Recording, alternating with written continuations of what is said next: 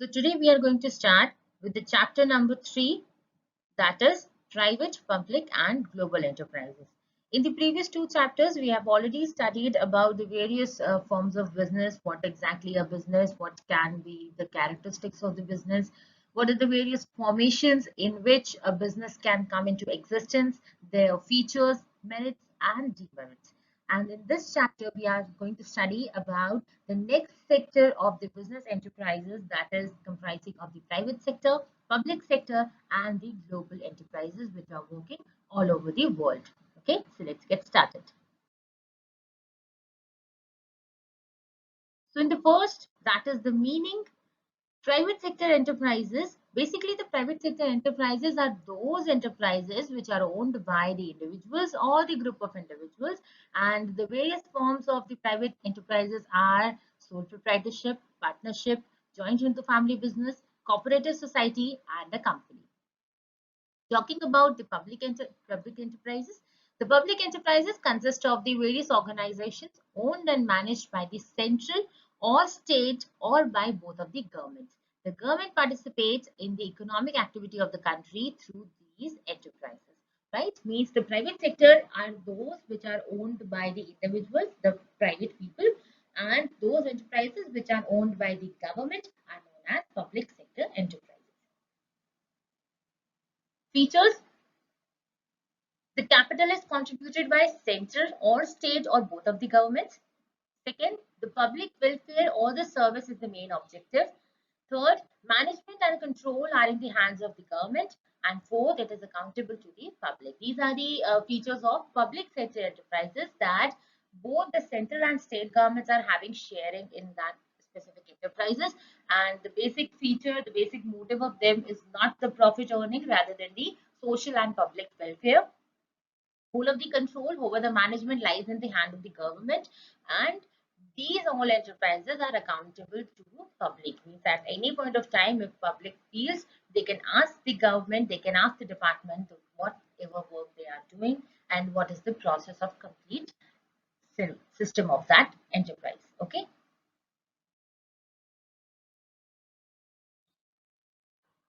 Next, here is a flow chart of the Indian economy. Now, Indian economy is divided into public sector. In the public sector, there are departmental undertakings, statutory corporations, and government company. These are the three type of business enterprises held by the government sector, that is departmental undertaking, statutory corporations, and government company. The next sector, that is private sector, it is having sole proprietorship, partnership, Hindu Undivided Family, Cooperative Society, Company, and the multinational corporations. MNCs also come under the category of private sector only because they are held by the private people.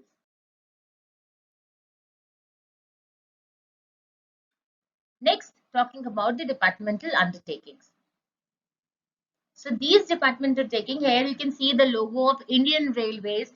So basically what a departmental undertaking is, these are established by the Ministry of Government. Whatever ministry the government is having, like Ministry of Finance, Ministry of HRD, Ministry of Women and Child Development, Ministry of Education, Ministry of Technology, whatever ministry are there under the government control, any of the ministry is when setting up an enterprise is known as the departmental undertaking. And their finance, their management, their control is everything lying in the hand of central government or the state government. The examples you can see, the Indian Railways, the post offices and the telegraph departments. Right, and apart from this, you can say the defense sector, the army sector, these all are also a kind of departmental undertaking. Whatever the factories we are seeing, the defense factories, they come under the Ministry of Defense. Okay. The features of departmental undertakings are no separate entity. There is no separate entity of these departments. They are undertaken as the government department only. The finance of these governments, these departments come directly from the government treasury, and all of their earnings at the year end also goes to the same treasury. Okay, so there is no need of bothering about the finance, and also the finance allocation to them for a particular accounting year is done with the allocation of budget. When the budget is presented at the time of February, so it includes every aspect of these departmental undertakings, right?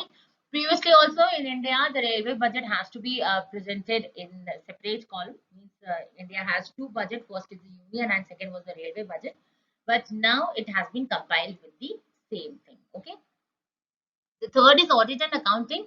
They are have to be, they are mandatory to make their accounts, and it is mandatory to get them audited, as they are doing the things they are doing. They are working for the public welfare, and they are answerable to the public. Hence, the auditing is very much required. Staffing, if we talk about, so whatever the people are employed in these departments, they are recruited by the government procedures, and all of these employees are known as the government employees. Accountability, if we talk about, then these are accountable to their concerned ministry. Whatever the ministry is heading these departments, they are accountable to them. Suitability, if we talk about where the suitable format of a departmental takings can be done. So these are suitable when the full government control is needed, and where the secrecy is very important, such as defense. Definitely, I've already told you that whenever the national security part is concerned, as far as we are concerned about the national security, the confidential information, then we are reliable on these government departments that are departmental undertakings. Okay. Next, see the merits of this. The first is कि whatever objective are laid down by the government are these under the central control of the government. Whatever the task they are doing, they are directly controlled by the government. Second is it is the major source of government income. Today, if you talk about what is the income of railways, the Indian Railways is having the largest network over all of the country, and there are n number of people, thousands, lakhs, crores of people who are traveling every day from the Indian Railway, and it is having a lot of revenue. So whatever revenue these departments earn, it is directly going to the government treasury. Then whatever the accountability criteria is applicable on them, they are presentable to the parliament, and whatever the funds they are using, so it is mandatory, it is ensurable that they are using a proper utilization of funds. Then if we talk about the secrecy and the strict control, so it is very much present in this, and these departments can be taken when we are concerned about confidentiality of information. Talking about the demerits, so the first is there is a lot of interference from the ministers and the officials that they are working.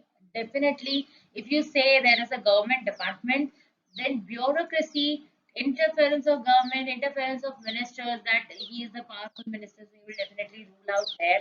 This happens.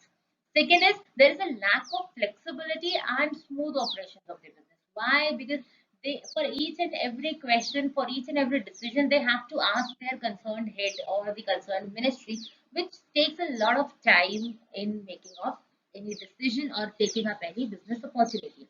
Talking about the red tapeism, so red tapeism is a kind of corruption, you can say. So in day-to-day work, there is always a lying, a corruption, and the red tapeism, like lethargic way of doing. People are not so much bothered about the work. They keep on exchanging works, they keep on taking things very lightly, which affects their day-to-day working. And if we talk about consumer needs, then these departments are highly insensitive about the consumer needs, because they do provide the goods which are needed by the consumer. They provide the goods which are adequate up to them. Like if we talk about Indian Railways, sometimes we feel now कि यार railway में कुछ अच्छा होना चाहिए था, या ये सीट इतनी नहीं होनी चाहिए, थोड़ी सी बड़ी होनी चाहिए, यहाँ पर टेबल भी होना चाहिए, ये मिरर थोड़ा सा और अच्छा होता, वाटर सप्लाई जो है ट्रेन में वो काफी अच्छी होनी चाहिए थी, जो आउटलुक है थोड़ा सा चेंज होना चाहिए, क्लीनलीनेस थोड़ी सी मेंटेन होनी चाहिए. If you talk about the platforms, तो प्लेटफॉर्म्स में कुछ अलग से स्टेयर्स बनी हो, कुछ अगर आपके ट्रॉली बैगेजेस हैं उनको ले जाने के लिए कोई अलग सिस्टम हो. So this is what we are needing. But talking about the department, so they won't be making all of these till they feel that it is adequate for their customers. Okay. Then talking about they are the management. Definitely, the management is done by the government officials. But we can say that every government official is not that much expertise or experienced in management as it is needed for heading a department. Like आप पूरी एक ministry का department head कर रहे हो, तो definitely आपके अंदर बहुत अच्छी मैनेजरियल क्वालिटीज होनी चाहिए ताकि आप उस डिपार्टमेंट को अच्छे से चला सको। But being a government employee आपसे इतना एक्सपेक्ट नहीं कर सकते, या इट इज लीस्ट एक्सपेक्टेड कि हर एक गवर्नमेंट ऑफिशियल उस मैनेजमेंट में उतना ही ज्यादा परफेक्ट होगा। That's why they lack in management sometimes. Okay,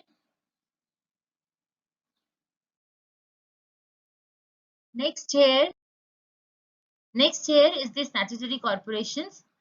As you can see here, the logo of LIC, that is Life Insurance Corporation of India.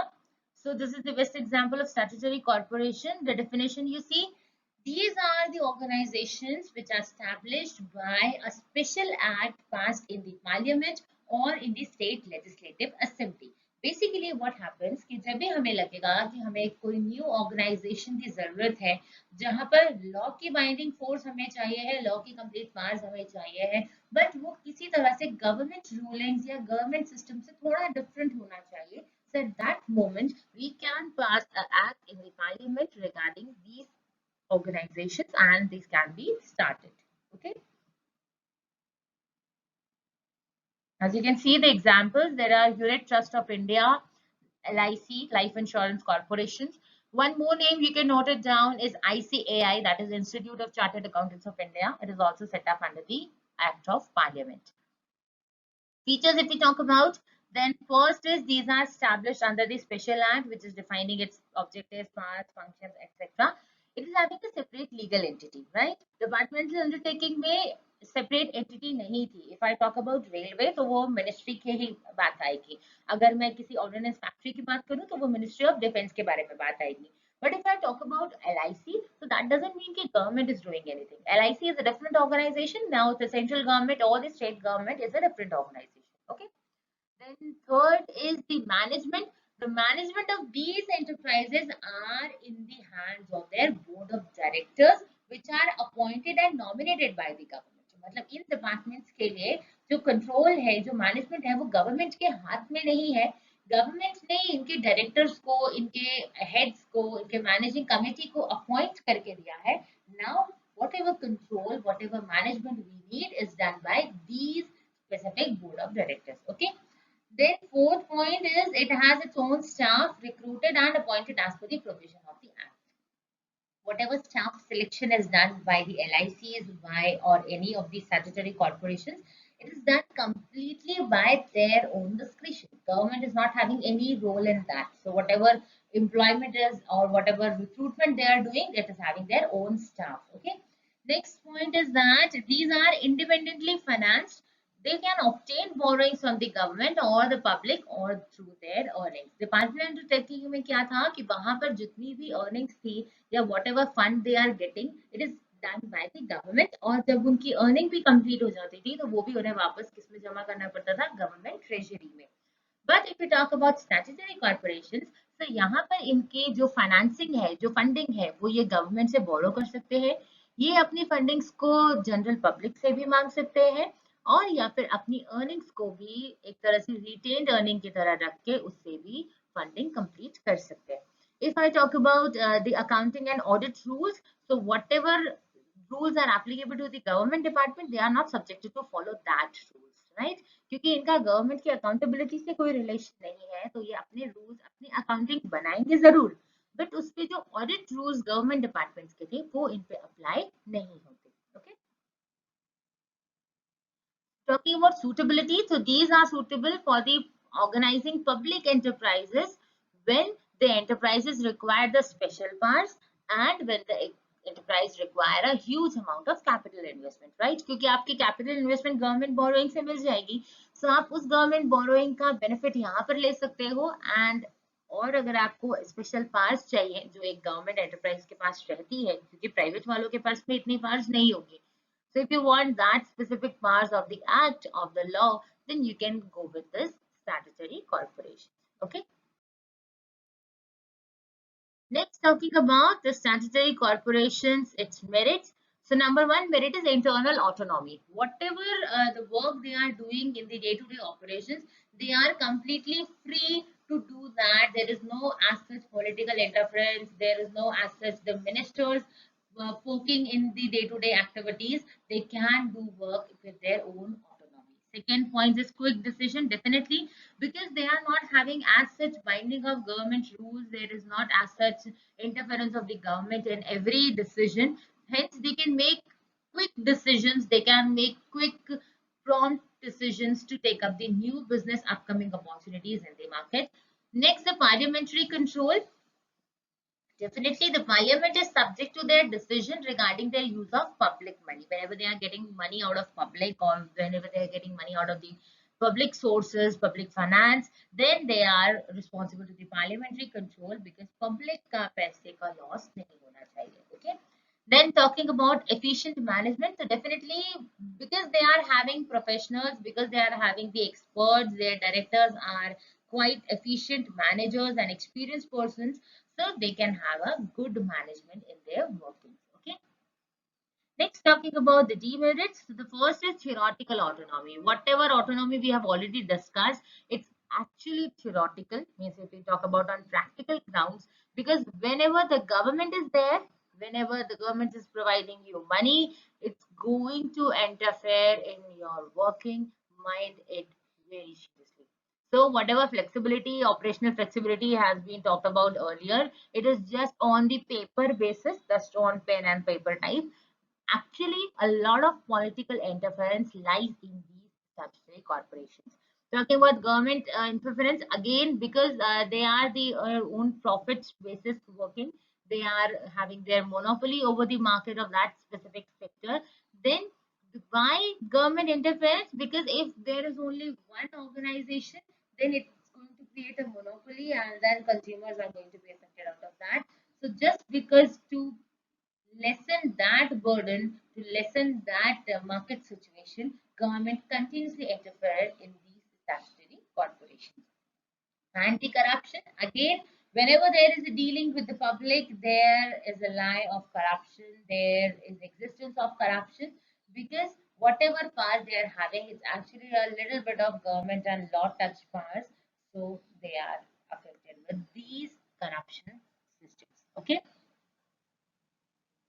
So we have still completed the statutory corporations, and with the government company, we'll continue in the next video. Bye bye then.